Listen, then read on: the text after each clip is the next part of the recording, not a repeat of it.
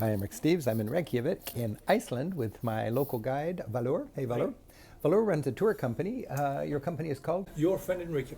And he does food tours, and it's a great way to learn about the culture and enjoy some good food.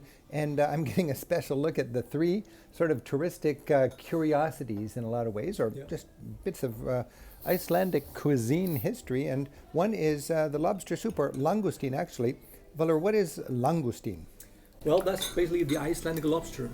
And I preferably like langoustine much better than the big lobster because it's got more flavor and it melts in your mouth. It's not as chewy as. So it's a small lobster, langoustine. Yeah. And then we have Minke Whale. And I'm holding my camera with right hand, so I'm eating awkwardly with my left hand.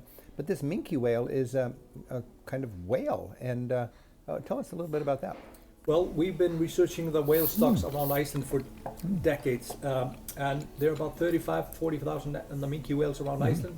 We are only hunting about 213 per year, and this has been like a vital source of our food for centuries. So Minke whale, it's a little bit controversial, but you only get a couple hundred a year that you catch, and you monitor the crops, and it's part of your culture historically, you guys feel like there's nothing wrong about that. No. It's part of your culture, and it's quite tasty. It's like barbecued. How do you describe the taste?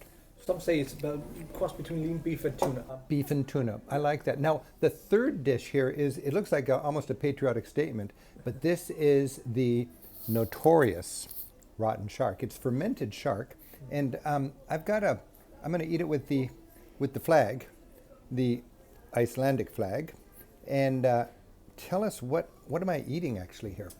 Well, you're basically eating a Greenland shark that's been fermented for preferably 6 to 8 weeks, sometimes longer. And so it's like old cheese with a little bit of ammonia. It tastes like old cheese with ammonia. Yeah. And I'm sure it's got some story, and I bet you'd washed it down with the local firewater. The brennivin is they are called Black Death sometimes. Helps it go down better. It helps it. But this is the fermented shark here, and it's a long story, but basically sharks have no bladder, so the urine soaks through their body, and if you were a fisherman and you cut and you ate the shark meat, it would be poison.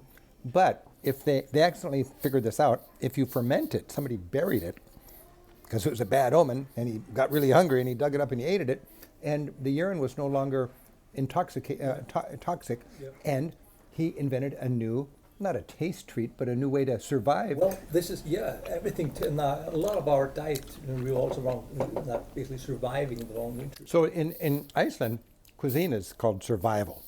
And if it's Minke whale, langoustine, or even a little bit of fermented shark meat, you got to do it because there's so many good things to live for in this beautiful island. Happy travels. We're working with Valur, and we're making the Iceland book really good for next time around.